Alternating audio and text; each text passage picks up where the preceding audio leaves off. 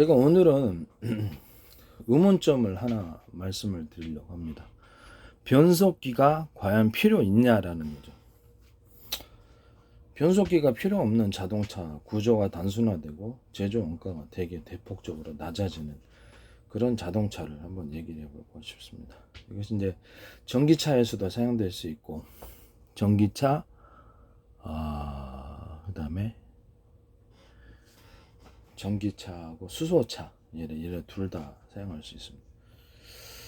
변속기라는 것은 속도를 조절한다는 뜻이겠죠. 속도를 이렇게 1단, 2단, 3단, 2단, 4단 뭐 이렇게 해가지고 속도를 5단 뭐 이렇게 조절하잖아요. 자동차 같은 경우. 그럼 속도를 조절하기 위해서 꼭 변속기라는 과정이 필요한 것인가? 아니면은 뭐 전기 모터다 그랬을 때 전기양을 조절함으로써 할 수 있는 것인가? 전기 집안에 있는 가정용 모터 이렇게 믹서기 같은 것도 조속, 중속, 고속이 있어요. 여기 변속기가 없습니다. 그렇죠. 회전을 좀 늦게 하느냐 이 차이만 있는 거지. 회전을 늦게 하려면 전기양을 그렇죠. 조절하는 것이 필요하겠죠. 그럼 변속기를 갖다가 대체할 수 없는가? 그렇죠. 전기양을 조절하면 되는 거예요. 전기양을 인위적으로 통제해서 적게 보내는 거예요. 전기를 뭐 전기양을 조금만 보내면 되죠.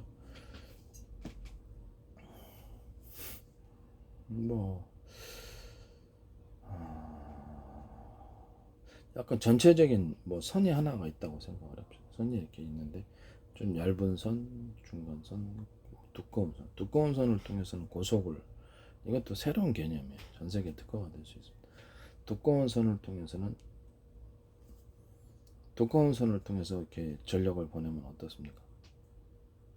그렇죠. 전력 많이 보낼 수 있겠죠. 튼튼하게.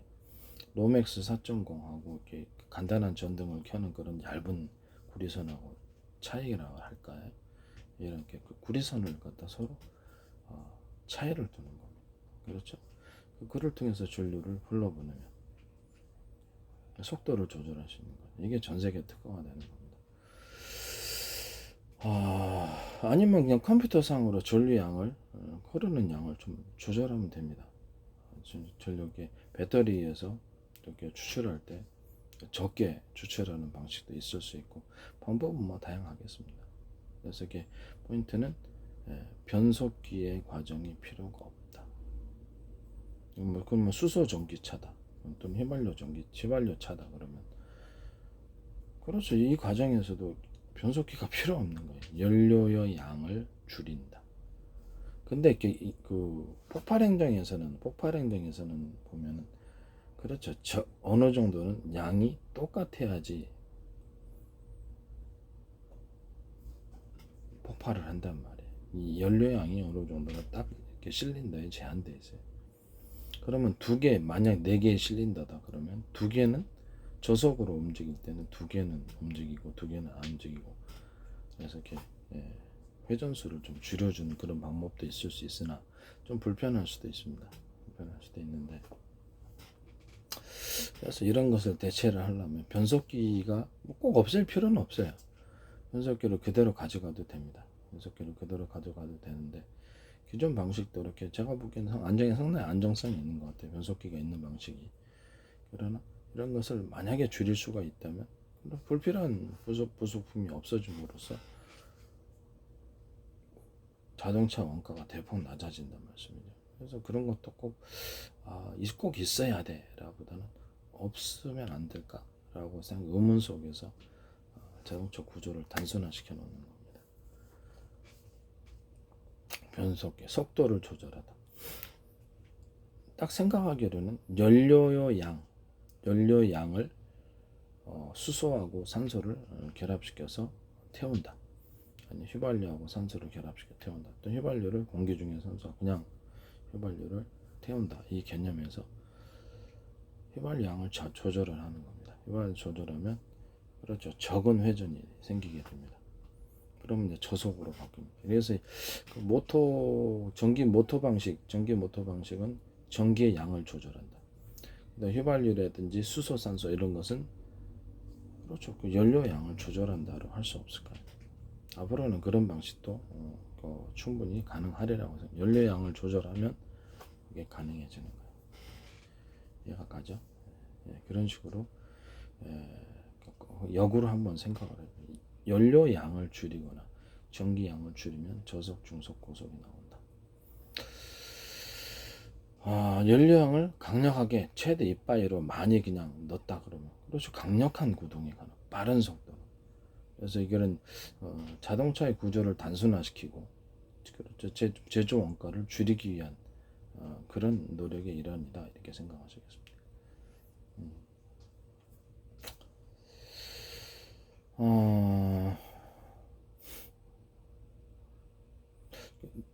뭐 노즐에서 이렇게 폭발을 피스톤 자체는 이제 실린더에서 연료양을 적게 넣었다 그래서 피스톤이 안 움직이면 이상하겠죠.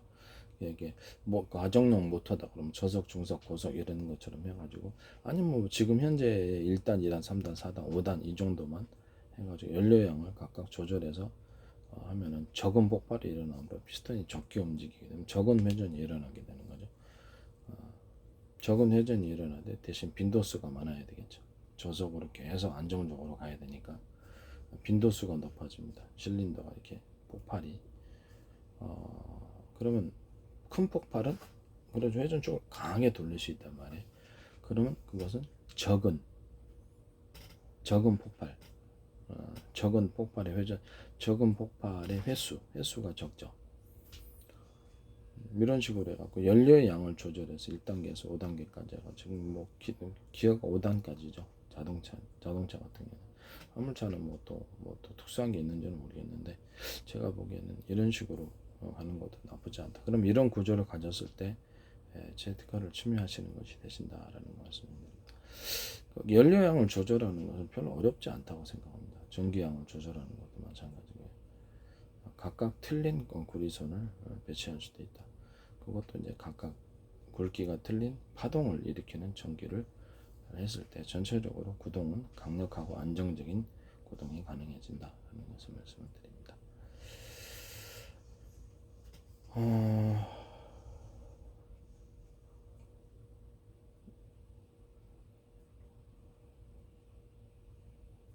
그리고 이제 지금 현재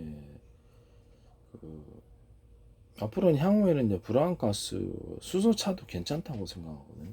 수소차도 괜찮고 수소차가 저는 단점은 이게 수소 탱크 문제인데 제가 다시 한번 말씀을 드리지만 수소 탱크를 너무 큰 거를 하시면 사고에도 약하고 그래서 격벽 처리를 해가지고 좀 작은 걸로 회사별로 틀리게 2개에서 3개 또 4개 이렇게 5개 이렇게 작은 걸로 나눠가지고 하나의 관 속에서 거기서 들어가게 하기만 하면 됩니다. 이거는 기술적으로 어렵지는 않아요. 그리고 주유각 이렇게 수소 주입이 끝나면 자동으로 이렇게 개폐가 되도록 기술적으로 어렵진 않습니다. 기술적으로 어렵진 않기 때문에 그렇게 하시면 될 것 같아요. 이렇게 수소 주입할 때는 뭐 여러 개로 하면 힘들잖아요. 전기 플러그 같은 거는 여러 개 꼽아가지고 딱 해도 되는데 저는 이제 슈퍼카패시터를 새로 제가 제안을 했잖아요. 그 방식을 채택하면 그렇죠. 전체적인 배터리 비싼 배터리가 아니라 향후 이제 기술 발전이 이것을 받아들일지 어쩔지 모르겠는데 기술 발전이 엄청나게 배터리 자체가 싸니까요 만드는데 그래서 그러면 전기차가 엄청 싸지게 되고 빠른 시간 내에 휘발유차를 대신할 수도 있습니다.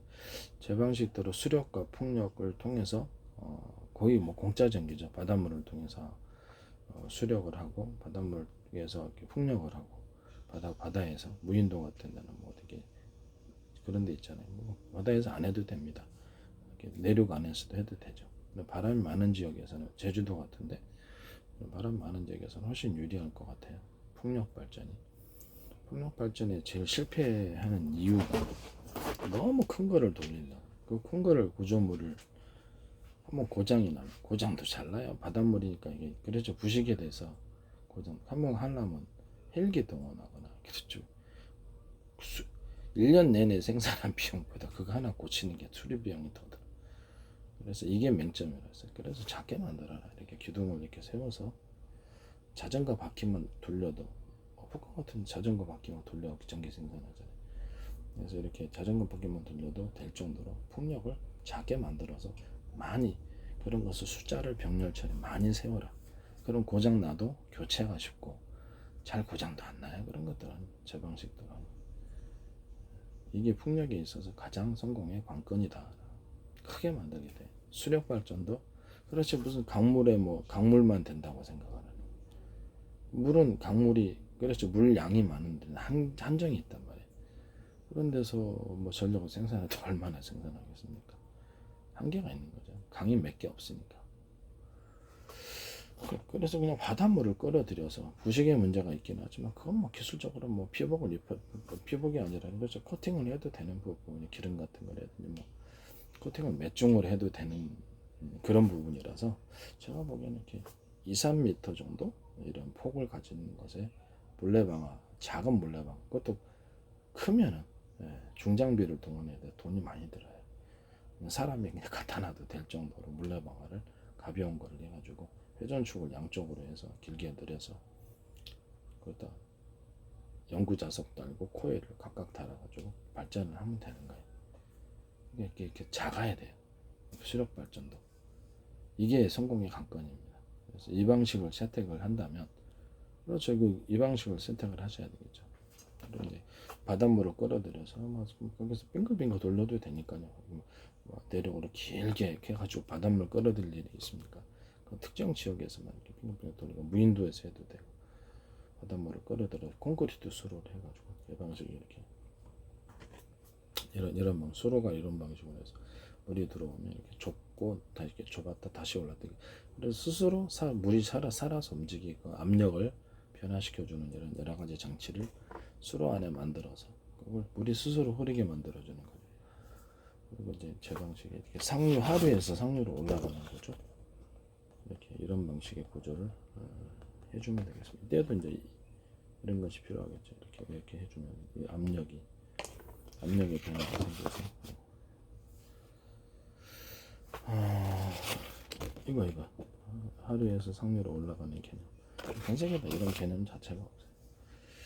이런 걸 통해서 이제 수소 산소를 저기서 공짜로 얻어낸 풍력과 수력을 통해서 전기를 통해서 그렇죠. 그걸로 바닷물 전기 분해를 통해 수소 산소를 생산하는 거. 그 수소 생산하면 전 세계에서 동생산은 그렇죠. 엄청나게 수소 단가가 싸지겠죠. 공짜 전기니까 공짜 전기로 분해를 했기 때문에 나머지는 수송비란 말이에요. 수송비면 거기다 그냥 아예 뭐 기존에 뭐 수소 탱크 뭐 큰 차로 이렇게 세워놓잖아요. 그렇지 않고 아예 그냥 수소를 탱크를 작게 만들어 가지고 거기다 다 주입하는 식으로 거기서 수소 산소 생산하는 공장에서 예를 프로폰 가스 뭐 이랬잖아요. 그냥 들어 그런 것을 갖다가 각각을 놔서 중간에 수소 탱크 차량이 폭발하는 장면이 나오면 안 좋거든요. 그런 식으로 공급해 주는 것도 좀 번거로울 수도 있습니다만은 나쁘지 않지 않나라는 생각을 하게 됩니다. 그 다음에 주유소 같은 것도 터지면 이렇게 각각을 격벽을 둬가지고 보다 작게 수소 탱크를 만들거나 좀 번거로울 수도 있습니다만 기존의 프로판 가스처럼 그런 식으로 만들어 갖고 거기를 통해서 주입을 해주면 그렇죠. 큰 뭐 부지가 필요가 않죠. 그거 터져봤자 몇 개 얼마 안 되고 터져봤자 각각 이렇게 만들어 놓은 거예요. 그래서 수소의 제일 문제가 지금 수소차가 터지는 문제거든요. 그래서 큰 탱크로 해니까 터지죠. 그거 폭탄 아닙니까? 도심에서는. 그러니까 그걸 이렇게 지금의 프로판가스에 있는 배달한 것처럼 그런 식으로 아예 수소차를 생산하는 데서 그런 식으로 만들어서 차량을 통해서 움직이면 그 폭발해도 그렇게까지 큰 문제는 아니거든요. 저는 이런 방식을 제안합니다. 그래서 이제 그거 수소 산소를 태워서 화력 발전 자동차 실린더 방식의 폭발이 이건 개방된 구조니까요. 개방된 기술이죠. 회전 쪽을 양쪽으로 이렇게 돌리든지 한쪽으로 돌리든지 회전 쪽을 돌려가지고 길게 20m, 40m, 100m 이렇게 늘어날 수 있는 대로 트레일러에서도 가능할 것 같아요. 막 이렇게 회전을 시켜갖고 트레일러에도 그 싣고 다니면서 화력 발전해도 상관없어요. 좀 대수는 적겠죠. 대수는 적은데 300평 정도 부지 안에서도 충분히 이게 화력 발전이 가능합니다. 화력 발전이 크게 해서 뭐 단지가 있어야 되잖아요. 큰 단지로. 그럴 필요가 없어요. 그냥 공장 같은 부지에서 다 아무 데나 생산할 수 있어요. 그죠? 예, 그리고 쓸 양만 딱 수소를 집어넣으면 되니까. 나머지는 그냥 수소를 이렇게 뿌려뿐 것이 이렇게 보관을 해가지고 하는 거. 그런 아이디어를 제가 제안을 드립니다. 너무 크게 수소 탱크처럼 하려니까 이게 안 되는 거예요. 지금 수소는 전 세계에서 좀 바닷물을 통해서 할 수 있기 때문에, 그래서 저는 공짜 전기인 수력과 풍력을 통해서, 제일 수력과 풍력이 제일 문제가 되는 게 뭡니까? 부피가 크니까 안 되는 거예요. 부피가. 그래서 풍력 자체도 부피를 아주, 그렇죠, 적게, 자주 바람만 조금만 불어도, 해상에는 바람이 많이 불어요. 제주도 같은데 바다니까 뭐 거치는 게 없는 거예요. 양쪽에. 그런데 무인도 같은데 제주도는 향후 풍력 발전에 있어서 아주 짱인 것 같습니다. 제주도나 뭐 울릉도도 괜찮겠죠. 울릉도 같은 데도, 아니면 좀 부지가 넓은 섬지역. 섬지역에는, 섬지역이라도 뭐 높은 데만 있는 거 아니에요. 섬지역, 무인도에서도 괜찮은 지역이 있습니다. 거기다가 갯벌에다가 해도 되고, 풍력을 통해서 생산해서 거기서 이제 수소 산소를 생산해서 그렇게 하시는 게 나을 것 같아요. 향은 이쪽 방향으로 가야 된다고 생각합니다. 그리고 향은 이제 제가 어떻게 될지는 모르겠습니다만, 제 기술은 이제 미국 쪽에서는 이렇게 기업들이 만약에 영국이나 특히 미국 같은 데 산다면, 유럽 같은 데서 어떻게 산다면, 그렇죠. 그 기술을 가지고 이렇게 기술 권력이 되는 거예요. 제 기술은 그냥 그 뭐랄까 허접하거나 엉터리 기술이 아닙니다. 확실한 기술 권력이 될 수 있는 그런 미래 기술, 해당하는 그것입니다. 그래서 이거를 공개 기술로 갈지 뭐 어쩔지는 잘 모르겠습니다만은, 일단 저도 기술을 사야지 뭐 팔 수 있는 거니까요. 기술 자체는 뭐 결코 엉터리가 아니라는 것은, 의학 자체도 엉터리가 아니에요. 기존에 뭐든 전 세계 제약회사를 파산시킬 정도로 너무 간단한 방식이고, 그러니까 거기서 나온 머리가 여기서 과학적으로 나왔다고 생각하시면 되겠습니다. 음악도 하지 않습니까? 음악도 이렇게 인류 역사상 없는, 성대 결절이 생기지 않고 뇌출혈이 생기지 않는 발성법. 저도 고음을 많이 지르잖아요. 근데도 문제가 하나도 없습니다. 별로 힘들지도 않고 목이 상하는 일이 없어요. 목을 통해서 발성 안 하거든. 목을 입으로 나오는데 무슨 헛소리냐고요. 아니, 그렇지 않고 주된, 그죠? 음은 하나의 힘이기 때문에, 에너지이기 때문에 그거를 이렇게 목 뒤 부분으로 해서 이렇게 올려서, 머리 꼭대기 올려서 밖으로 이렇게 공간을 통해서 올려주기 때문에, 그 방식을 선택해서 제가 이렇게 목을 중간에서 상대 쪽을 이렇게 스쳐가지고 앞으로 내는, 기존의 발성 이렇게 내는 거였거든요. 입으로 낸다고 생각하거나 두성으로 할 때도 앞에도 점에다 쏘는 방식. 근데 이 방식을 하니까 이게 구토가 생기더라고요. 해보니까. 그래서 내가 그렇지 않고 직선으로 최대한 빨리 올려야 된다. 목 뒤로 넘겨가지고 직선으로 더 올려. 발 뒤꿈치. 고음 낼 때는 발 뒤꿈치가 신경되고, 근육에서 힘이 나오니까요. 일단 그렇죠. 이게 가슴 근육을 통해서 하면 목소리가 굵어져서 음이 안 좋고, 그래서 이렇게 배에서 보통 소리를 만들어내 가지고 위로 올리는데, 저는 그 방식을 선택하고 있습니다. 록 방식을 하고, 발 뒤꿈치로 해가지고, 등 쪽으로 올리면 음이 좀 투박해지고요. 그래서 그냥 안쪽 근육으로 움직이되, 목 뒤에 목젖 바로 뒷부분을 통해서 올려가지고 직선으로 올리는 방식. 공간에서 포인트를 여기 몇 군데 더 갖고 하기도 하고, 요새는 그냥 그런 방식으로 안 하고 영혼에 작용한다고 생각을 해가지고, 영적인 세계가, 영적인 단계가 있다라고 생각하고 가정합시다. 가정하면 그 부분 영적인 단계 안에서도 단계를 몇 단계로, 1단계는 3단계 나눠가지고 그 안에서 일종의 머릿속에 가상 공간을 머릿속에 가상 공간을 만들어서 가상 무대를 만드는 거예요. 콘서트 하고 있다라고 생각하고 전체를 울리는 방식으로 발성을 하고 있습니다. 이렇게 되면 영적인 단계로 들어간다고 생각하고, 1단계, 2단계, 3단계 정도 정해가지고 영적인 단계 안에서도 고음을 질러줄 때, 그새 고음을 질러줄 때는 거기로 들어가는 거예요. 가상 공간을 만들어서. 그건 내 마음 아닙니까? 발성하고 내 마음이죠. 발성하다가 어떻게 하든 간에 하나의 발성 방법이죠. 그래서 그걸 통해서 불러주면 사람의 영혼에 작용한다고 생각을 하고 불러주는 거 훨씬 더 이렇게 음이 좀 더 좋아지는 것 같아요. 뭐 퍼펙트하지는 않죠. 배워나가는 단계니까. 이런 것도 제가 다 만드는 아, 뭐 저도 뭐 음악을 엄청나게 잘하지는 않습니다만은 어쨌든 간에 뭐 개발하는 데는 뭐 어느 정도 좀 재능이 있는 것 같아요. 무슨 연구하고 개발하고 이렇게 하는데 미술도 하고 있고 그다음에 저뭐 무술도 하고 있고 내 무술도 내가 개발하고 뭐 다른 사람 아이디어를 빌리지 않았고 제가 머리 짜서 내 나름대로 만든 겁니다.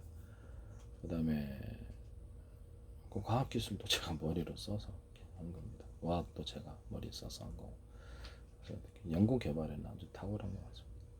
모르는 분야도 제가 학습을 통해서 지금 기술을 만들어내고 있기 때문에 저기 그렇죠. 모르는 분야 같은 인터넷에 나와 있으니까 보고 그것을 대충 보고 제가 이렇게 계산할 점을 찾아갖고 특허를 내는 식으로 새로운 기술을 내는 식으로 그렇게 하고 있습니다. 그래서 모르는 좀 내가 먼저 뭐 기계를 많이 만져본 것도 아니고 그래서 기술 자체는 엉터리가 아닙니다. 과학 분야에 대해서 어느 정도 제가 재능을 갖고 있는 것 같습니다. 남들이 보지 못하는 시각에서 과학을 보는 것 같고 남들이 보지 못하는 시각에서 과학을 하는 것 같습니다. 집에서 간단히 치료 진짜 드라이기 같은 걸로 피부병을 해결한다는 개념 자체가 말이 안 되잖아요. 충치균을 상하식초로 해결한다거나 뭐 치질 일리어서서 불치병인 치질을 뭐 이렇게 그렇죠. 비데 같은 걸로 꼼꼼히 휴지를 안에 분변이 없도록 분변 때문에 붓는 겁니다. 두 번째 피가 나오는 건 지혈인자가 부족해서 그렇습니다. 당근이나 비타민 C를 적게 먹거나 그렇게 보통 당근이라서 감 같은 거 그런 것도 좀 먹거나 해가지고 보강을 해서 비타민 C 부족하면 사망돼서 이빨 출혈도 많이 나고 잇몸 출혈 그래서 그런 것도 찾아냈고 우정 같은 것도 전 세계 해결하는 방법이 없죠. 유한 그다음 뭐 락스 종류, 유한 락스 아니면 슈퍼 락스 뭐 상관없습니다. 회사별로 락스 종류, 락스 그다음에 과산화수, 베이킹 소다를 섞어서 집 주변에서 집에서 쉽게 구할 수 있는 거로 치료를 했습니다. 발라봤더니 전혀 문제가 없고 그렇죠. 이게 곰팡이균을 완전히 없앴습니다. 피부 속에 있는 완선은 보통 해결이 안 돼요. 무좀 문제가 상하식초로 스프레이통에 넣고 계속 뿌려갖고 해결을 했는데 발무좀은 그 다른 걸 해결을 못했어요. 그런데 이 방식을 선택을 하니까 완전히 뿌리펴서 뭐 2년째 전혀 문제 나지도 않고 안에 뿌리가 들어가세요. 뿌리까지 들어가 피부 안에 깊이 들어가서 곰팡이를 죽였다는 겁니다. 그래서 몸에도 하나도 아픈 데도 없고 발라도 자국 항문 피부에도 발라도 신체적인 가장 약한 피부가 헌데든지 이런 것도 없고 그래서 처음에 지물이 일어날 때는 이렇게 드라이기로 저는 평생 그렇게 하지는 않았고요. 최근 몇 년간 이렇게 그렇죠. 이게 벗겨지더라고요. 그래가지고 놀랐어요. 그래서 드라이기로 처음 치료 방법을 찾다가 드라이기를 가열해서 일단 살균 하니까 꾸덕꾸덕 마르더라고요. 마르고 그다음에 그런데도 여름만 되면 꼭 그게 문제가 생기고 잘 관리를 하는데도 그래서 계속 살균을 하는데도 그래서 그 문제에 한계를 느끼다가 저거를다가 다른 걸로 유한낙스가 곰팡이균에 효과가 있잖아요. 그래서 내가 손에도 발라도 전혀 이상이 없길래 이거 한번 해보자라고 했어요. 근데 유한낙스만으로는 좀 한계가 있어서 과산화수소하고 베이킹소다라서 베이킹소다는 살균이 좀 힘이 있지만 냄새를 없애는 효과가 있고요. 또 그렇죠. 곰팡이균을 녹일 수 있는 재질이란 말이에요. 곰팡이를 녹일 수 있습니다. 과산화수소 같은 거는 그렇죠. 세척, 탈색을 할 뿐만 아니라 세척을 하는데 그것을 갖다가 안에 깊숙이 작용해가지고 안에까지 깊이 작용해서 이렇게 끄집어내는 역할. 과수도 과산화수소를 거기에 이게 식초하고 딱뭐 이렇게 부으면은 과산화 식초하고 베이킹 소다인가 과산화수소도 괜찮죠. 넣으면 보글보글 끓으면서 딱 작용하는 게 있어서 착안을 해가지고 일단 발라보니까 이상이 없더라고. 이상이 없어서 이게 손에다 발라가지고 손에 이렇게 피부대로 이상이 없어서 그래 한번 발라보자라고 생각해 발라봤는데 이제 주요했습니다. 비율은 유한낙스가 많이 들어가고요. 과산화수소 조금, 오세다는 그다음에 과산화수소 조금, 그다음에 베이킹 소다 이렇게 했습니다. 사과식초를 넣었더니 사각지혈을 어떤 애가 이렇게 별로 안 맞아서 별로 이렇게 그걸로 했더니 딱 해결이 됐어요.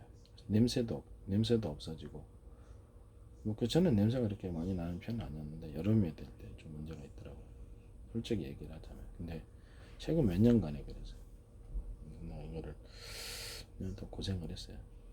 했는데 결국엔 해결했습니다. 그렇게 된 지가 한 3, 4년 동안 고생을 한 것 같은데 다른 때는 이상이 없다. 꼭 더운 여름에 그러더라고요. 다른 때는 이상이 별로 없어요. 잘 관리를 하니까. 온도가 고온 다습해서 그런가 봐요. 어쨌든 전 세계에서 이 무좀을 카타고니 무좀 완선을 해결한 사람 저밖에 없잖아요. 제가 아마 최초일 것 같은데 전 세계에서 뭐 무좀약이 팔리긴 하지만 매년 팔리는 거 보면 해결이 안 된다는 소리겠죠. 저는 일단 과학기술도 엉터리는 아닙니다. 과학기술도 엉터리 아니고 과학도 엉터리가 아니고 굉장히 과학적인 사람이기 때문에 과학적인 합리적인 사람이기 때문에 머릿속에서 계산해서 만들어내고 결과를 도출하고 이렇게 합니다. 무엇을 하기 전에 머리로 먼저 생각하고 위험 요소를 제거하고 해결이 안 될 것 같은 것은 다 배제하고 해결이 될 수 있는 것을 선택해서 그렇게 기술을 만드는 머릿속에서 만들어내는 기술이라고 생각하면 되겠습니다. 엉터리로 마구 안 만들어냅니다. 될 만한 것들만 다 골라서 기술을 제가 제시합니다. 획기적인 기술들이라고 생각합니다.